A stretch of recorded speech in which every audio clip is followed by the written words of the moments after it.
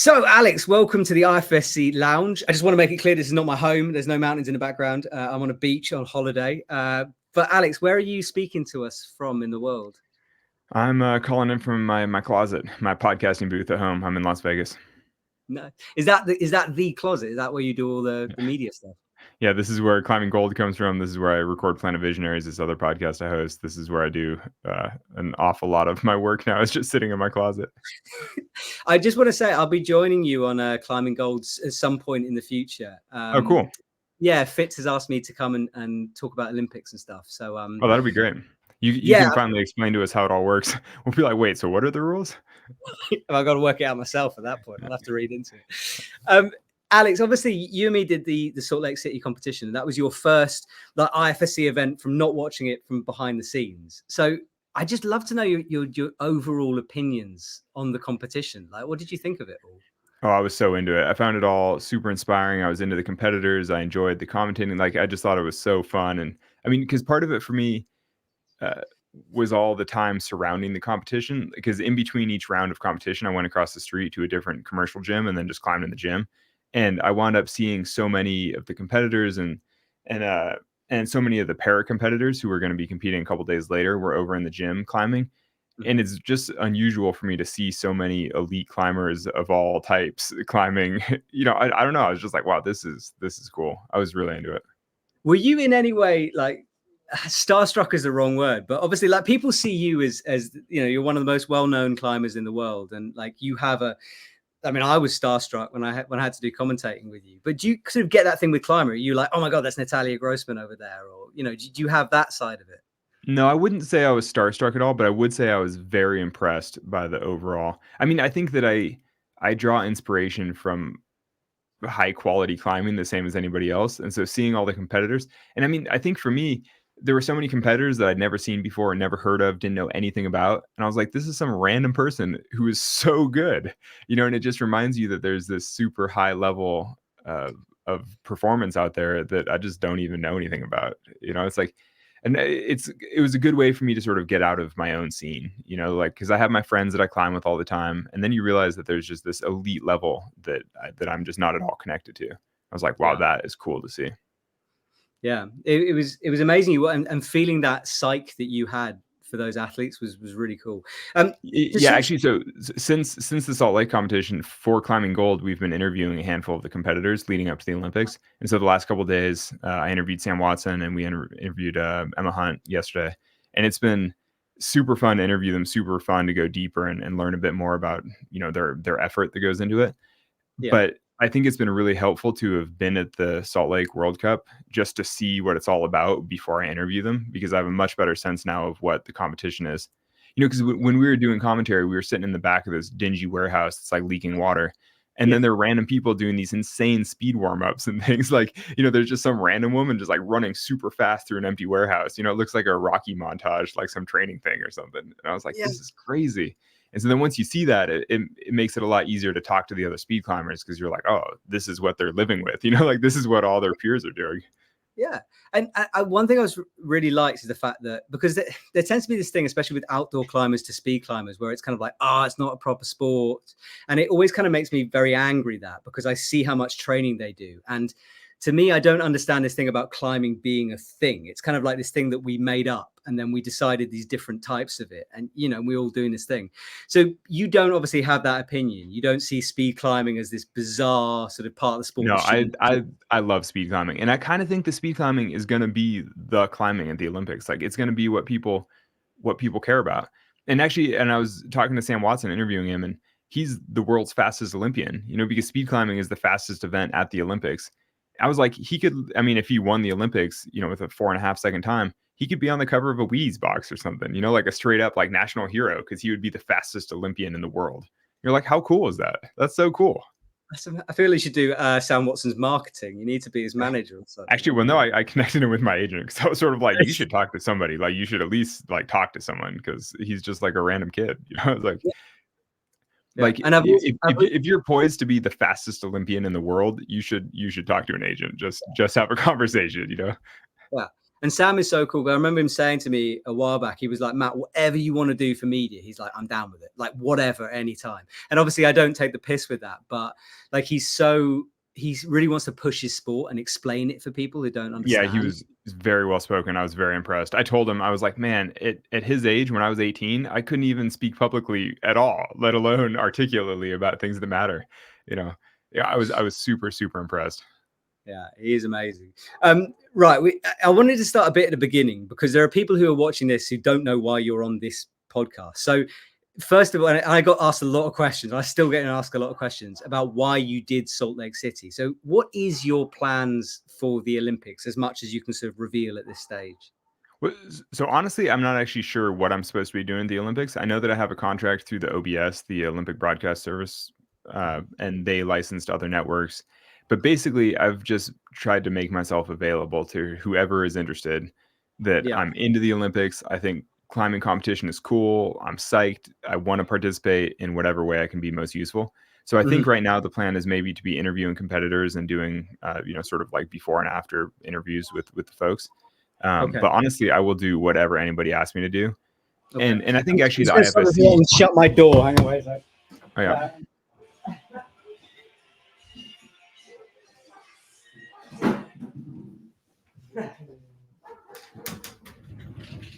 Sorry about that. I had an alarm going off in the background. No worries. I thought that was like the sound of a Greek party or something in the background. I was like, oh, you're so lucky. No, I wish. It's very quiet. Okay, so you're going to be doing something for the Olympics. You're not entirely sure what. Yeah, basically, I'm willing to do anything anybody asks me to do for the Olympics because I love climbing. I mean, I hate to say I enjoy, but like I don't mind being a spokesperson for the sort of, to help relate climbing to the masses. I'm like, if for whatever reason I've become the guy, like that guy that climbs, I'm like, I'm happy to talk about it because I mean, I love climbing. Yeah. And sorry, go on. Well, and I was like, and realistically, I'd love to get invited to LA 2028 because I live near here and my family would, my daughters would be old enough to go and they'd be so psyched. And I don't know, I'm kind of like, I just want to do a good job and get invited to LA. Yeah, well, I think you will do a good job because you got an awful lot of amazing comments from your commentary there. And you did say some stuff that has gone viral. And I thought it would be good to talk about some of the, I don't know if you've seen the Instagram post. Somebody sent me a clip and I was like, oh God, I'm getting canceled. Because when we're on live mics for a couple hours, I have no idea what we're talking about. We're just chit chatting. We're having a good time. I was like, oh God, I mean, if you cut all this out of context, who knows what we said.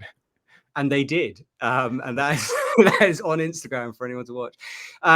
We should talk about Yannick Floe being on the run from the police after his haircut. And then Oriane's coach came up to me just with his phone at the end, just being like, he called me Jason Statham. That's so cool. Oh, I forgot about that. Okay, classic. Yeah, that was good. But I should call out some controversy because Oriane Berton said that she was very annoyed that you wouldn't be, because you said as a joke that she was no longer going to be your trad partner. I presume you would take Oriane Berton up a trad wall at some point. Yeah, no, obviously I would take her trad climbing.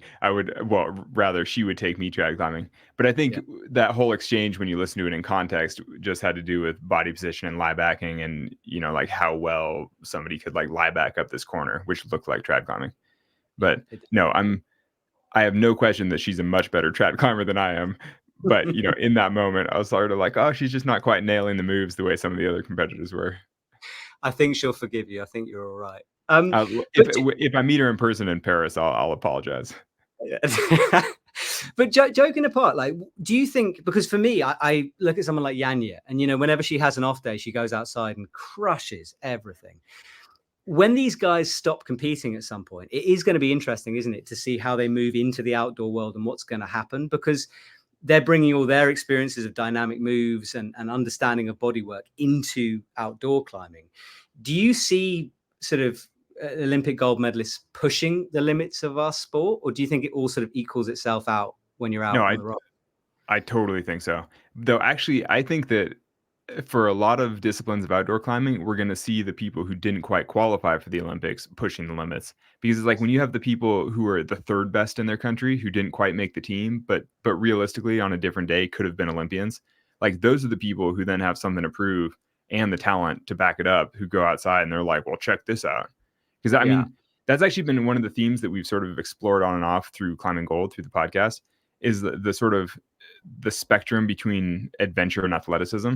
Because climbing used to be a purely adventurous sport where it's all about getting to the tops of mountains and you're like having these crazy, quasi-spiritual adventures outside.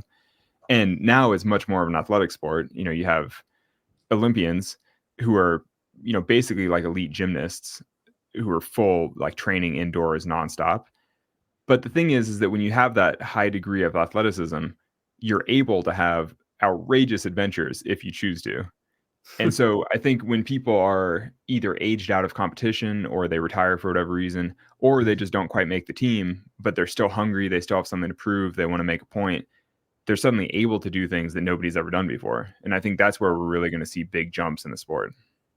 Yeah, I would agree. I mean, someone like, for example, Simon Lorenzi, who's part of the Belgium squad, he's done 3 9A boulders, which is just insane. And he's not regularly making sort of finals. And you think that's crazy. He's like a mediocre competitor, and he's like by far the best outdoor boulder in the world. And you're kind of like, come on, that's crazy. Yeah. It's fascinating, isn't it? But the thing where I really think that there's opportunity, and this isn't encouraging anybody, but with the truly adventurous end of the spectrum, like soloing and speed climbing and big wall climbing and things like that, the physical level is relatively low. It's like way, way low compared to the competition level.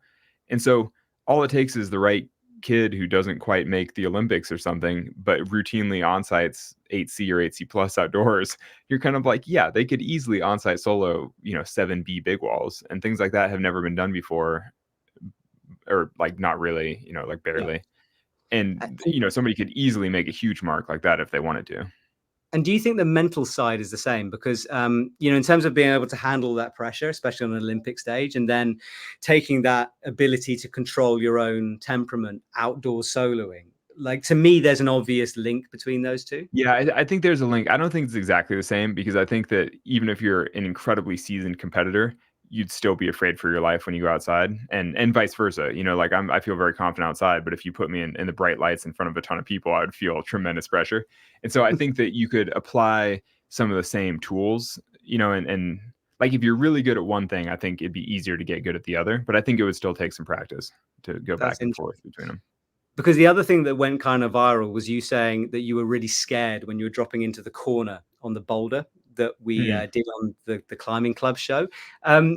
Obviously that was something you said in the moment, but you were genuinely nervous, and then you skimmed your shin, you hurt yourself out there. And so my shin, like, I kind of wonder if I chipped the bone, because I still have a huge lump and it's still so sore.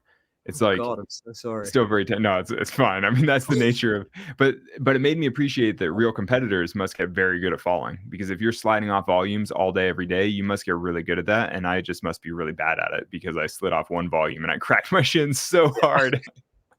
Like, obviously I should have pushed off a little bit. Yeah, we have no money to give you anyway, so please don't sue us at that point. Don't worry, it was my own botch.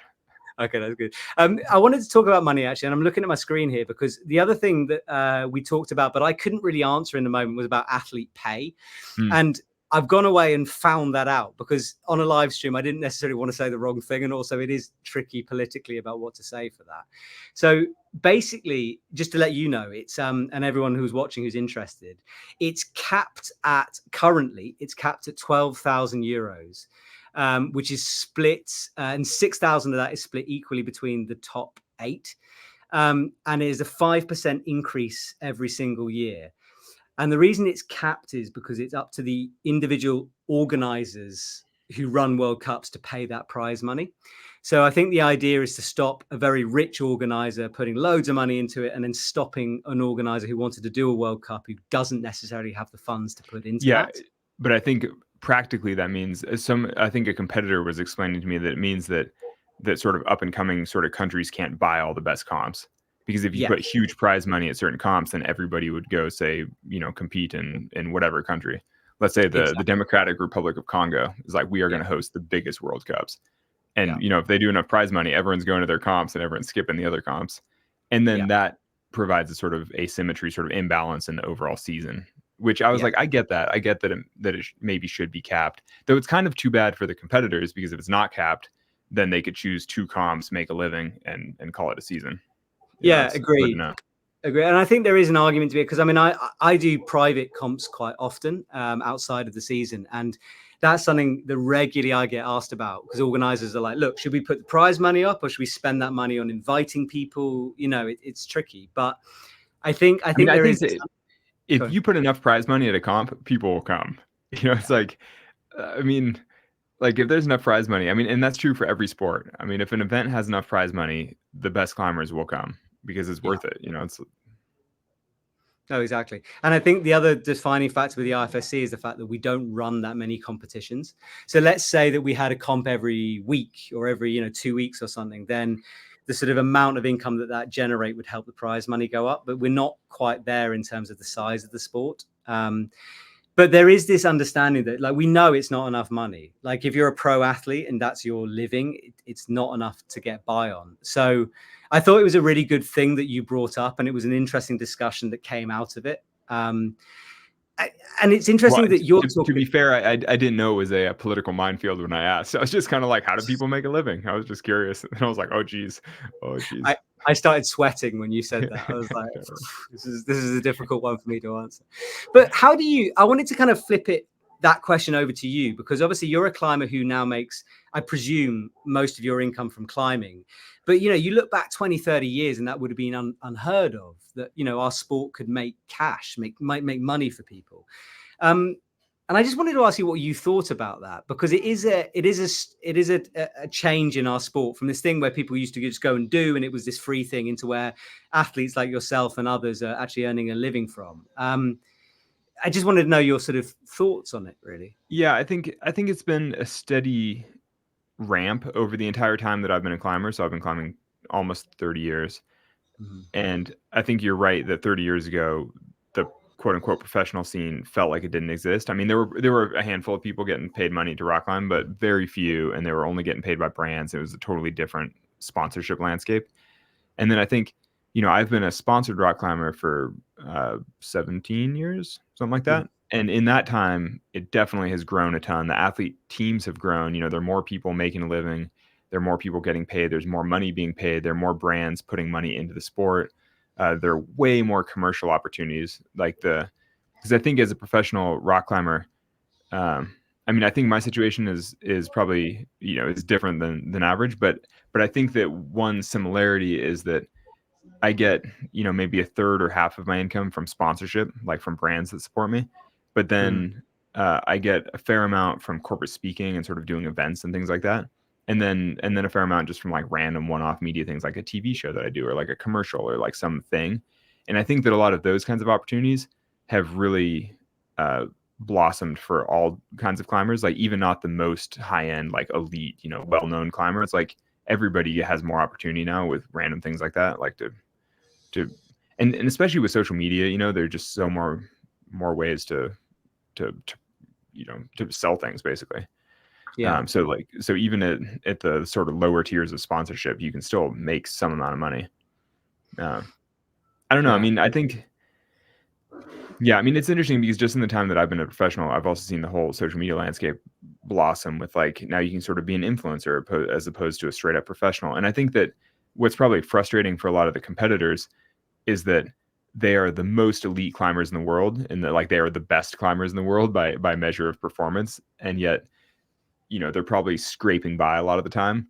And then they look at some influencer who climbs outdoors in tight leggings all the time or something, and they're kind of like, come on, like, this person couldn't climb their way out of a box or something. They're like, how did they make a living rock climbing and I don't, even though I'm one of the best climbers in the world? You know what I mean? Like, I can understand it would be super frustrating if you spent all your time training for competition and you're kind of like, should I just go trad climb 6C instead in the sun and beautiful conditions and just like look good and smile a lot and post videos about it? Like, that seems a lot easier than training nonstop to go get my ass kicked at a World Cup. Yeah. I think one thing I've seen change is the fact that, like, when I started in the climbing industry like 8 years ago, like, athletes often didn't understand that connection, and I think they've got a lot better at it. So I think athletes get that to get the money, they now have to be a spokesperson, they have to sell gear, they have to be the amazing landscapes, selling a lifestyle thing. And I've noticed. I think you're right that nobody feels like nobody deserves anything. Like, nobody gets paid because they're the best, or like they're climbing the hardest grade. I mean, like nobody even totally cares about that kind of stuff. I mean, you're totally right that now people realize that they're getting paid to do something. Either that's represent a brand, sell a product, do something, but they're not getting paid to climb the hardest grades. Like nobody is really, except for maybe Chris Sharma, because he's the man. Yeah. He's got some pedigree to fall back on. Yeah, exactly. I mean, there may be like 3 or 4 people in the world who are getting paid just to go climb, but basically not really. Yeah. Because I guess it's like, it's hard to understand it. And the great thing about putting you on one of those boulders was that you're relatable to people. They see what you've done and they're like, oh, wow, Alex is struggling on this boulder. Because it's hard on TV when you look at an athlete do a move, because you've got such ginormous holds. It's like, why don't they just, use it? It's very hard to understand it. How bad the holds are. Yeah. Like, and the friction, right? Like just the way the holds feel is terrible. Yeah, no, I totally agree with that. Wasn't I telling you that I feel like the next step for the Olympics is to put the layperson in the pool next to all the swimmers, or like to put the normal person on the track next to the runners, and just get a sense of how fast people are? Yeah. Because I think you put like an average athletic person, because wasn't I joking with you about this? I don't remember. Maybe not. I just feel like, so like if you put me on the blocks, like on the swimming in the pool, like I would look like a lot of the elite swimmers, probably, kind of like rangy, like similar build. You're like, okay, like that guy could be a swimmer. And then I like jump into the pool at the same time as them, and then I'm like, like dog paddling frantically, and they're like done with the race already. And you'd be like, wow, like turns out elite swimmers are really, really good at swimming. Yeah, I feel like we should put you on a speed wall next, then you can have a go at that one. Yeah, that one, I've been interviewing speed climbers and thinking about it a lot, and I would love to try it a few more times so I at least knew the sequence. Like, I don't think I could ever really do it fast because I'm so undynamic, but it'd be interesting to at least know how to do it correctly. Yeah. In terms of like training and all of that, the sort of obsession that comp climbers have, to getting everything perfect. Do you relate to that in the type of training that you do? That sort of, every climber wants to be better, stronger. Could you look at what they do and think, oh, wow, that's kind of what I do, but on a different level? Or is it just bizarre to you in terms of athleticism, what they do compared to your training to do what you do? No, I think it's all exactly the same. I mean, they're doing maybe slightly different exercises and higher intensities and for longer amounts of time. I'm like taking care of 2 babies and doing podcasts with you and doing whatever. But, they're just like stretching and training and stretching some more and then training some more, so it's different lifestyle. But no, I think it's exactly the same kind of path. And I totally relate to that. No, it's interesting. And in terms of indoor climbing to outdoor climbing, because it's something you said to me on the live stream or afterwards, the fact that you do climb in gyms a lot.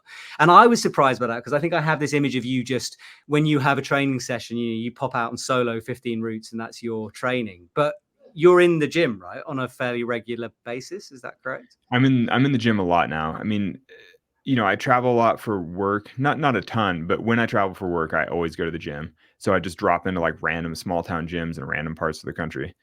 I mean, and also I've just been climbing. I have my own little home garage gym, and I've been climbing in my own garage a lot just because it's so convenient with the family. And so I just spent a week climbing in Yosemite by myself with no family, which is kind of my first like solo climbing trip in a while. I was like, oh, I've got my week in Yosemite. And other than that, I don't know the last time I climbed outside, like around home or anything. I've just been training in the garage, and then I had my week in Yosemite. And it's and that's also partially because we have 2 very small kids right now. My wife, I don't know, just like got injured and like can't lift one of the either baby. Like basically has some, like like real life is getting in the way a little bit. Yeah. But you're kind of like, I mean, I climb on plastic a lot. Yeah, and it's good, isn't it? Because I want, for me, like I started outdoor climbing, and I always see indoor climbing as like a gateway into outdoor climbing. But something I've noticed in the last is that you get people in gyms who like they boulder 8A in gyms, but they've never touched rock, and it's almost like a separate sport. It's like there's indoor and then there's outdoor. Dude, I interviewed Emma Hunt yesterday for a Climbing Gold podcast, and she said she's never lead climbed outside. And I was like, dude, you're an Olympian and you've never lead climbed outside? And she was like, oh, my whole family likes to boulder and we boulder. And it's true that she lives in the Southeast and there's better bouldering, more readily available. But still, I was like, you've never tied into a rope outdoors? That's crazy. It's bad. And yeah, and it's something that has changed, I think, anyway, because, and I see it as a positive because I do almost see it as different sports. Like you should be able to be amazing indoors and have a sort of a sporting side to that, because the outdoor can be inaccessible to some people. You know, if you don't know the right people or someone to take you under their wing and show you things, you know, it's a And hard if you just to get into. live too far away, Yeah, you know, it's like exactly. that's. But I mean, I think though that for some people the outdoors is a gateway to indoor. I mean, some people like try climbing outdoors once, they're like, that's cool, and then they just go to a gym. The gym's more convenient. They have a job, they have a family, they have whatever, and they just wind up gym climbing. I'm like, I Yeah, think that's great. I mean, I think that it should be a revolving door between either. You know, they have very similar skills, you know, it's like the same thing. It's just whatever is easier for you to do. yeah. No, I agree. Okay, so in terms of like your sort of future within this scene, because a lot of people have been asking when we can get you back and when you're coming on. We don't have you on any kind of a retainer, but obviously I just want to extend an invitation unofficially because there's no one listening to tell me. Whenever you want to come back, please come back. But this Yeah, isn't yeah. something you'll be doing regularly, right? Necessarily. Like you're No, not. no, I don't think so. Though honestly, you know, I don't know. I feel like you should send the whole World Cup schedule for the year to my team, like basically the people that manage my calendar, and Okay. uh, and then anytime something lines up travel wise, because yeah, realistically, I'm not going to travel away from the fam for an unpaid thing just so I can make fun of competitors for a couple hours. You know, it's like it's just not like that's just not. I don't know. That's not fair to my family. It's just not the way. But on the other hand, I really like doing it, and it's fun and it's cool, and I find it quite inspiring. And so I think if there's ever a time that it lines up nicely where I'm like, oh, I'm in the place anyway, or it's like, you know, adjacent to something else that I'm doing, or, you know, I would totally drop in and do stuff like that again. I thought it was really fun. Okay, that's going to make the YouTube commenters happy because there are an awful lot of people asking about that. Yeah, though presumably if I do it more in the future, I'll polish it up a little bit, and maybe people won't like the slightly more refined approach as much, you I know. don't think you should at all. I think it was great. Well, you It have was to a funny. little bit. I mean, but like being a total Gumby is like charming the first time, but if you're totally clueless like the fifth time, it's slightly less Yeah, fun. You know, yeah. you're sort of like that guy's just bad. You were saying stuff that I was like, if I say that, I would get murdered in the comments. But you could, and it was great in a way because you could bring stuff up that then people talked about, which is amazing. Yeah, Um, yeah, exactly. But there are a lot of things like I'm asking questions that like, once I know the answer to, I'm sort of like, oh, I can't really ask that again. You know, it's like it's just not. that's fair. Tell me about the last Olympics because I've been told by the voice in my ear / my phone that you were in Tokyo, right? For No, I that wasn't one. in Tokyo. I had the same sort of invitation through the OBS, the Olympic Broadcast Service. Mm, Uh, but then because it was COVID, they basically canceled press passes for everybody, so I didn't go because I wasn't a coach or a competitor, okay. which totally understandable. So I wound Yeah. up doing interviews with a bunch of the competitors, but it was all for like social media at weird time. You know, it's like the middle of the night, you're interviewing somebody through your phone. It all felt sort of weird and a little bit silly. But Yeah. I suspect that Paris will be a lot cooler. But we'll see. Yeah, and I mean, it is going to be a step up, and also we're into LA, and as you said, you know, that's the one you want to do. But in terms of the way, because the sport changed from Tokyo, so we used to have speed involved in it. So it used to be the three-way thing, and now it's a two-way thing.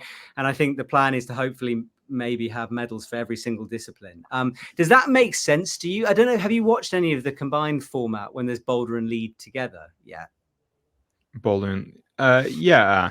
I mean, yeah, I've watched some of the qualifiers and then the Yeah. world championships and stuff. Didn't they do the combined format?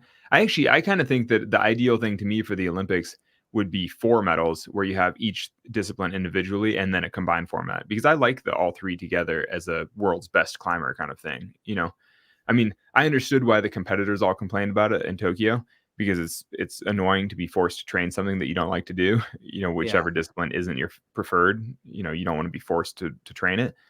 But I do think the combined format is cool.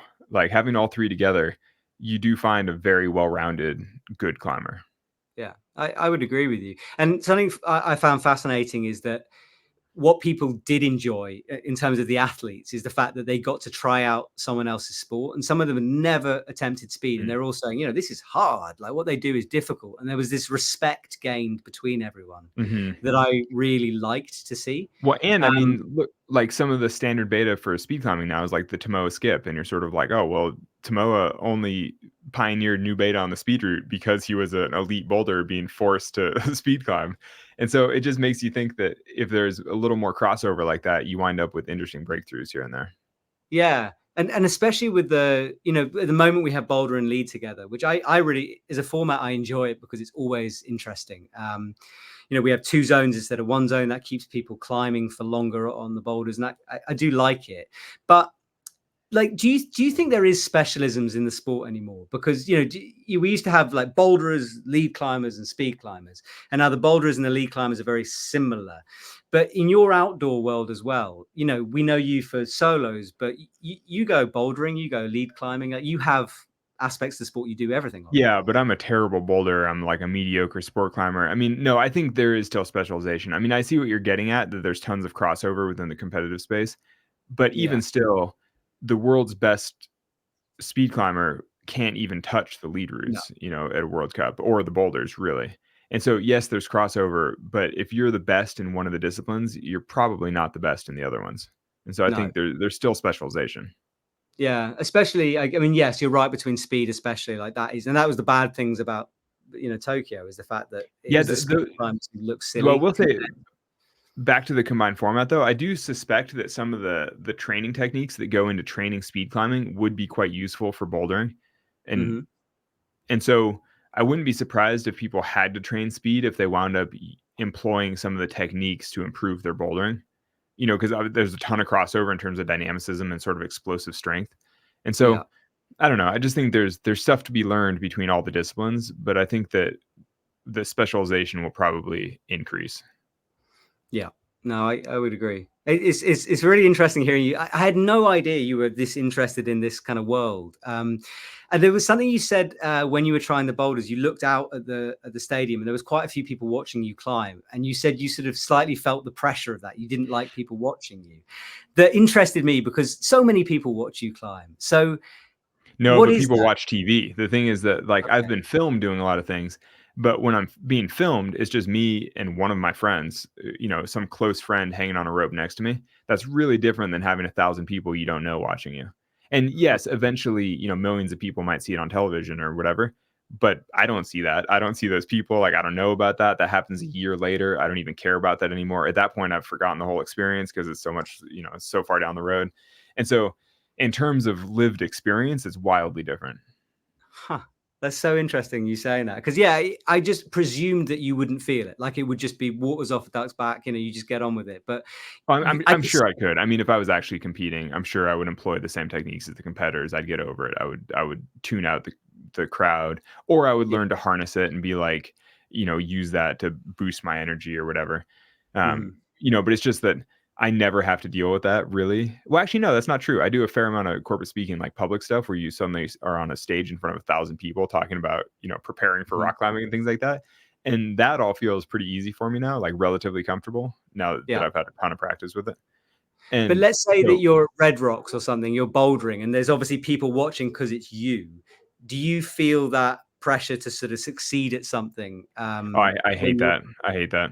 Especially because it's always people watching me doing something that I'm terrible at, because I'm bouldering in Red Rock. Realistically, I'm in the bottom of the pack of all the random people at the boulders that day. And I'm sort of like, but everybody expects you to be the best because they're sort of like, oh, like that guy's really well known. He must be so good. And you're like, no, I'm terrible at this kind of thing. So then it feels slightly embarrassing. And you're like, yeah, no, I definitely feel that. I mean, especially in gyms, like when I climb in commercial gyms, people generally watch, like assuming that they're going to witness greatness.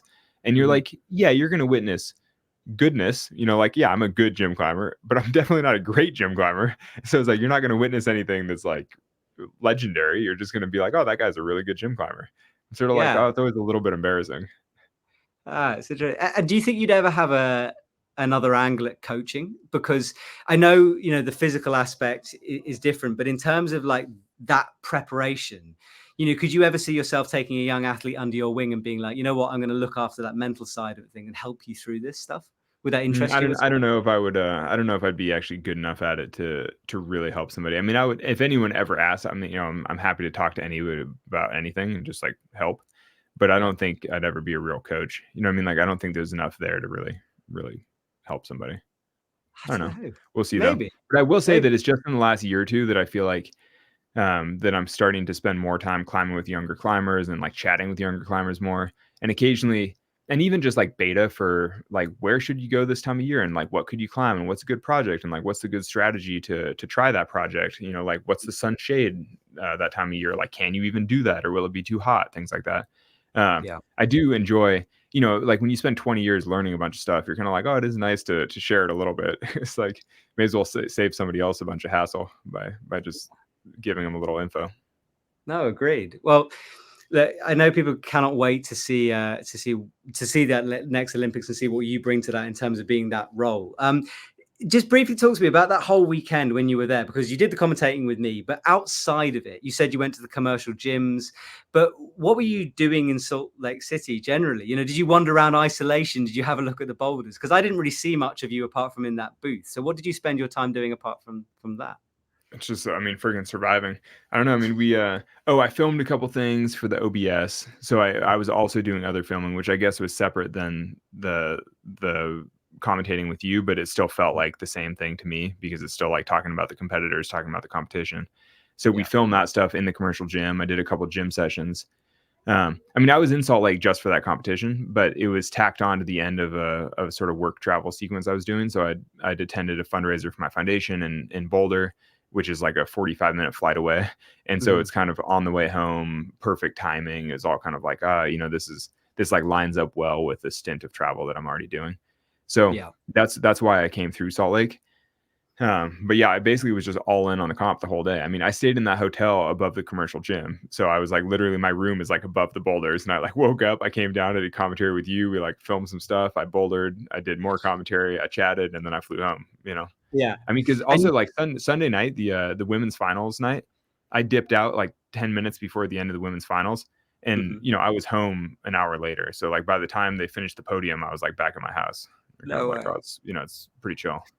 That's very cool. And at one point you left, I can't remember when it was, but you left to go out and watch it for a bit. So you were in the sort of near the crowd.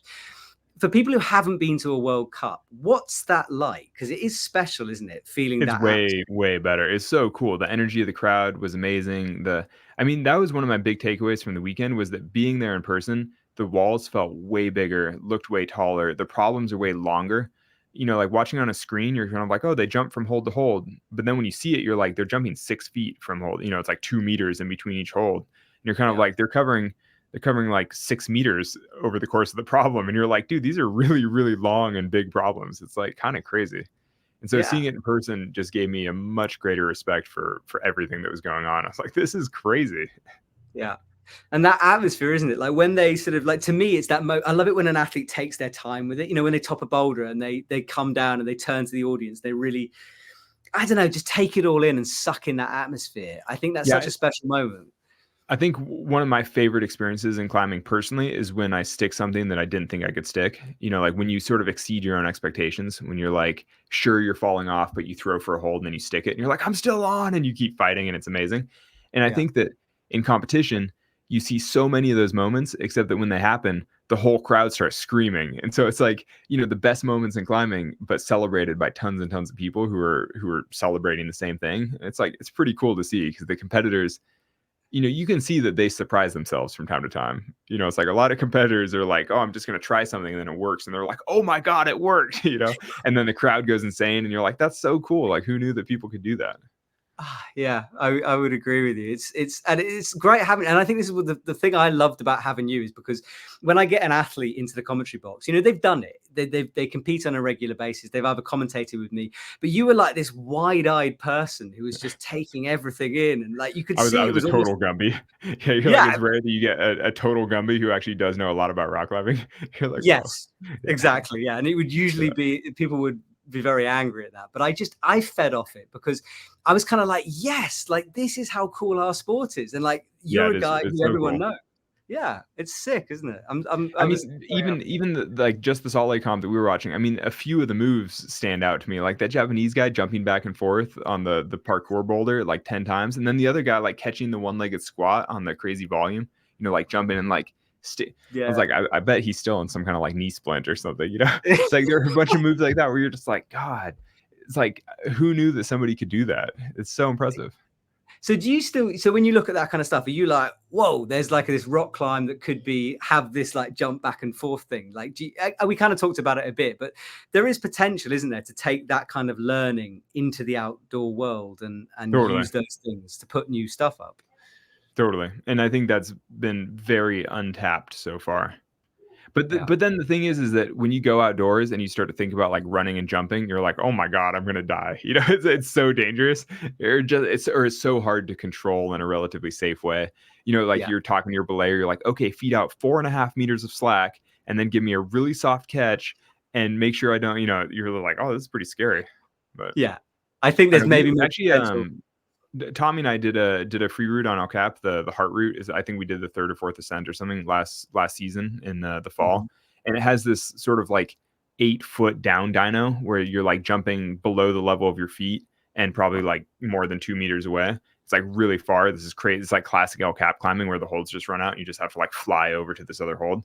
And it's totally like, well, it wouldn't be allowed in a World Cup because it's a down dyno, but it's like exactly like what you do in World Cups. And we were like, man, my first time, but you're on the side of El Cap, you know, you're like 100 meters off the ground and a little more. It's like pitch 5 or 6 or something. But my first goes, I was like too scared to even try to move basically, because you're just like jumping off the cliff. You know, there's like no way you're going to catch that hold. But then after you practice it a handful of times, you're like, no, okay. And it's kind of like volume climbing. You have to like stomp the landing with your feet and then catch the jug. Otherwise it like rakes, you know, your hands rake off it. Anyway, eventually we did it and it's a really freaking cool move. But it's like exactly the kind of thing that you learn how to do in the gym and then you take to bigger cliffs. Yeah. No, it's interesting. And it's all to do with route setting as well. You know, that's such a massive part of it, is setters coming up with these crazy ideas. And because, you know, on rock, you're limited by the features. You know, you had to do that dyno because the holds ran out, but the setters are putting stuff up because they want to do it, or but also you see the opposite. Because they're sadists. Yes, because they're sadists, exactly. But, you know, some was saying about the no texture holds, because there was a lot of people were saying, oh, we hate it. And some people were like, well, hang on a sec. Like if you get a crag and it's super polished, it's a similar kind of skill base. And I hadn't thought about that before. It's not really a question. I just I would say I don't have a strong opinion either way, I don't think, because on the other hand, also for the competitors, at least it doesn't hurt your skin, you know, so you can try really hard for a long time and like your skin's fine. And so I don't know, but one of my other takeaways from the comp in Salt Lake though was seeing how physically wrecked the setters looked at the end of the weekend. The setters looked like the shells of humans, you know, just completely destroyed. And seeing the pressure under which they work to strip the boulders, reset the boulders, fine tune the boulders, you know, they only have a couple hours and then the comp is starting. And, you know, it's like, they better get it right in a couple hours. I was like, man, that's pretty high pressure and pretty hard. It was, and it's interesting you say that, because I did the OQS series for the guys you're working for the Olympic channel, and they were speaking in my ears, and they were saying that they didn't think there was any other sport where the athletes at the beginning work together to work a problem out. And I think for climbers, we take that as granted, but for people watching the sport, it's really bizarre, you know, to watch competitors discuss how to do something. That's true. Yeah. Because there's not many other. I mean, well, don't you think like Formula One or something? They probably all go over the track together and they probably talk about it. I mean, I think within teammates maybe, but I doubt you don't think Red Bull drivers do. I'm sure they have those conversations, but also the track's the same, right? So like, although they put a couple in every year or maybe take some away, they generally know what they're getting into. Whereas climbing is unique every single time they compete. But I hadn't thought about maybe dressage, you know, the horse jumping stuff that changes. That's the only one I could think of that's like that. Yeah, I don't know. Like that's not even a sport. Like, come on. Hey, I don't want to upset those people. They've got a lot of money. They'd be very angry. I don't mind throwing some bombs, something like that. It's just not. All right, you can do that. Like, compared to Olympic climbing, you're like, come on, you're dressing up your horse. Exactly, the horse does much of the work. I mean, it's ridiculous. Yeah. Alex, I know we're running out of time, so I just wanted to say I think we're done for me. And thank you so much. It was a lot of fun, and it's really nice to catch up with you now to sort of debrief you, because you had to leave before the end, so I didn't really say goodbye to you. So it's interesting hearing those thoughts that you had. I'd say the whole experience for me was far better than I would have hoped. You know, I was just kind of like, oh, I'm going to go do this thing. But then I went, actually, I told my wife this when I got home, that it was one of the rare, you know, quote unquote work events that I do that I find really energizing, where I come home like feeling fired up and like ready to train and like psyched. because in general, I don't really love public. I'm an introvert by nature. Like I don't love public facing things as a rule. And so typically if I'm doing public events, I come home and I'm like, oh, I'm kind of beat. I want to like go do my own thing for a bit to sort of recover. But coming home from the comp, I was like, oh, I'm ready to train. I'm like fired up. I thought it was so cool. So I was like, oh, it's a nice, I don't know. I'd never done anything quite like that in the climbing space. I was like, this is cool. I mean, and that's despite having, I must have taken like 1,000 selfies at the gym across the street. You know what I mean? It's like, I was just like amongst it for the whole, it was like crazy. And yet I still came out of that feeling fired up and like psyched and excited about it, because I think the level of competition was so high, and just seeing what everybody else is doing and just seeing the effort that the organizers put into the comp, like just seeing the whole event, I was like, this is so inspiring. It's so cool. Yeah, it was. I hope you've got a slab set up in your home gym that you can get some redemption on. Really, I just need to practice my falls. Like, geez. But anyway. Hey, we're all over 30 here. It's difficult. It's a hard thing to get. No, it's a pleasure chatting again. And honestly, we should try to look at the schedules a bit, because if it ever lined up, I would totally do another guest spot. I do think it's super fun. It's really inspiring to see in person, but it just has to be the right place, the right time. It all has to play out. That's fair enough. Well, we'd love to have you. So maybe we can look at Salt Lake next year. We'll have a conversation.